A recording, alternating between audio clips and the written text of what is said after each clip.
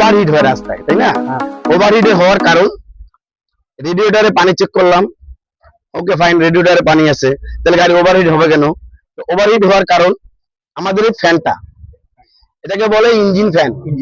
এটাকে বলে কি ফ্যান? Engine fan. এই ফ্যানটা যদি অফ হয়ে যায় তখন সেক্ষেত্রে আপনার ইঞ্জিন হিট হয়ে যাবে, ইঞ্জিন হিট হয়ে যাবে। তো হিট হয়ে গেলে তো আমাদের প্রাথমিকভাবে বুঝতে হবে এই ইঞ্জিনে পানি আছে, হ্যাঁ, রেডিয়েটরে পানি আছে, রিজার্ভ ট্যাঙ্কিতে পানি আছে, যেহেতু ইঞ্জিন হিট হয়ে গেছে অতএব আমাদের কি ফ্যানটা চলতেছে না, সাথে সাথে গাড়ি সাইড করতে হবে, সাথে সাথে গাড়িটা সাইড করতে হবে। কোন রকমের গাড়িটাকে নিয়ে রিস্ক নেওয়া যাবে না, কারণ আপনার ইঞ্জিন যদি সিজ করে ফেলায়, সিজ হয়ে যায়, তখন আপনার পুরো ইঞ্জিনটা কিন্তু ড্যামেজ হয়ে যাবে। আর না তো হয় পুরো ইঞ্জিন আবার খুলে ওভারহিট করে কাজ করতে হবে, ঠিক আছে? ইঞ্জিন যদি ওভারহিট করতে হয় সেক্ষেত্রে তো অনেক কষ্টের ব্যাপার আছে, ঠিক আছে? তো আপনাকে সঠিক নিয়মে যখনই দেখবেন আপনার ইঞ্জিন ওভারহিট হচ্ছে, সাথে সাথে ইঞ্জিনটাকে বন্ধ করে দেবেন, সাইড করে দেবেন, নিরাপদ স্থানে সাইড করে রাখবেন। যতক্ষণ পর্যন্ত ইঞ্জিনটা ঠান্ডা না হবে ততক্ষণ পর্যন্ত স্টার্ট হবে না, দিবেন না।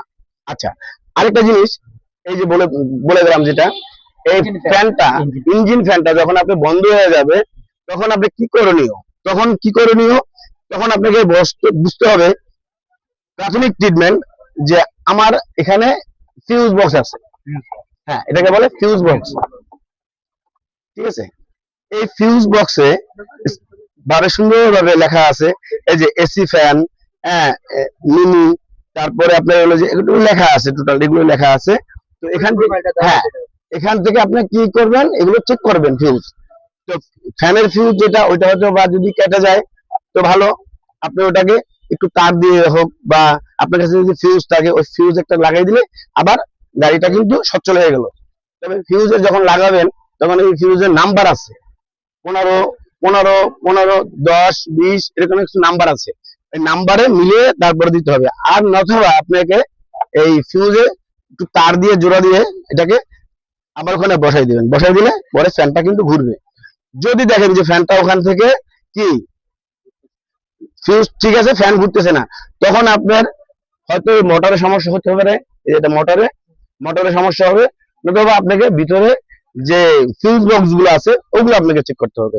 কিন্তু সাধারণত যদি এখান থেকে আপনার ফ্যানটা যদি না চলে তাহলে আপনার প্রাথমিকভাবে এই মোটরটা চেক করতে হবে খুলে, সেটা হয়তো আপনারা পারবেন না। যদি অভিজ্ঞ হন তাহলে এটা খুলে চেক করা সম্ভব না যে তা না। আচ্ছা,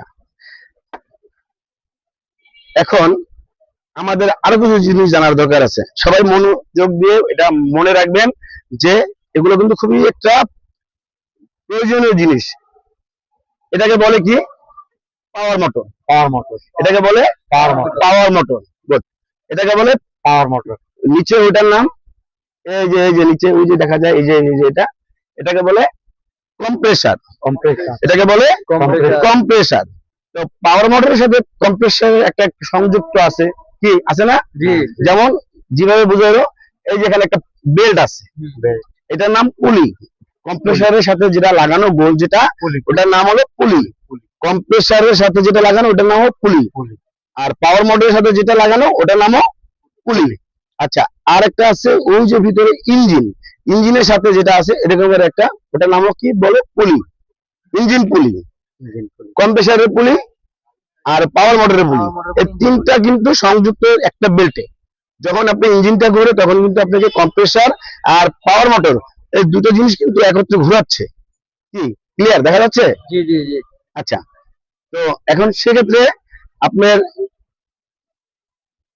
আরেকটা বেল্ট আছে যেটা আপনার ওই যে ভিতরের দিকে, ওটাকে বলে ডায়নামা। একটু ভালো করে খেয়াল করি, ওটাকে বলে কি? ডায়নামা। ডায়নামার সাথে কিন্তু কোনো বেল্ট নাই, মানে সরি, ডায়নামার সাথে কি ইঞ্জিনের পুলির সাথে একটা বেল্ট, ওটার সাথে কিন্তু কম্প্রেসারের সাথে সংযুক্ত নাই, আর কি পাওয়ার মোটরের সাথে সংযুক্ত নাই। ইন কেস আপনার এই গাড়ির বেল্টটা ছিঁড়ে গেল, কোনটা? কম্প্রেসারের আর হলো যে পাওয়ার মোটরের বেল্টটা ছিঁড়ে গেল, সেক্ষেত্রে রাস্তায় আপনার যদি বেল্টটা ছিঁড়ে যায় আপনি গাড়িটা নিয়ে আসতে পারবেন, যেহেতু আপনার ডায়নামা কিন্তু আপনাকে বেল্টটা সচ্ছল রাখতেছে। আচ্ছা, তো যদি ডায়নামা বেল্ট ছিঁড়ে যায় তখন কিন্তু আপনি কিন্তু বিপদে পড়ে যাবেন। কি ফাইনালি আমাদের জিনিসগুলো চেক করতে হবে মাঝে মাঝে। যে অভিজ্ঞ ড্রাইভার যখন আপনারা হবেন বা হচ্ছেন, গাড়ি চালাবেন, তখন কি আপনাদের সব কিছু বিষয় নিয়ে আপনাদের চেক করতে হবে। আচ্ছা, বেল্ট সচল আছে কিনা, আর ইঞ্জিনের কোন জায়গায় কোনো তার, কোন জায়গায় কোনো ক্লিপ, কোন জায়গায় কোনো ফিউজ, কোন জায়গায় কোনো কিছু ছিঁড়ে গেল কিনা, ছিঁড়ে গেল কিনা, কোনো সাথে কানেক্টিং হয়ে গেল কিনা, লাগিয়ে গেল কিনা। আচ্ছা, একটা জিনিস আমি বলি, একটা ভালো ড্রাইভার হতে হলে একজন কি একজন ভালো ড্রাইভার হতে হলে তার শুধু গাড়ির সম্পর্কে না, তার গাড়ির সম্পর্কে না, তার পুরো টোটাল গাড়িটার উপরেই কিন্তু তার একটা বুঝতে হবে। যেমন আপনি ভালো গাড়ি চালাতে পারেন, বাট গাড়ির ইঞ্জিন সম্পর্কে আপনি কিছু জানেন না, তো এটা তো আমি মনে করি যে আপনি রাস্তায় বিপদে বললে আপনাকে তো হেল্প করার মতো কেউ থাকবে না, তখন আপনি কি করবেন? আমাদের তো এগুলো জিনিসগুলো জানতে হবে ভাই, জানতে হবে না?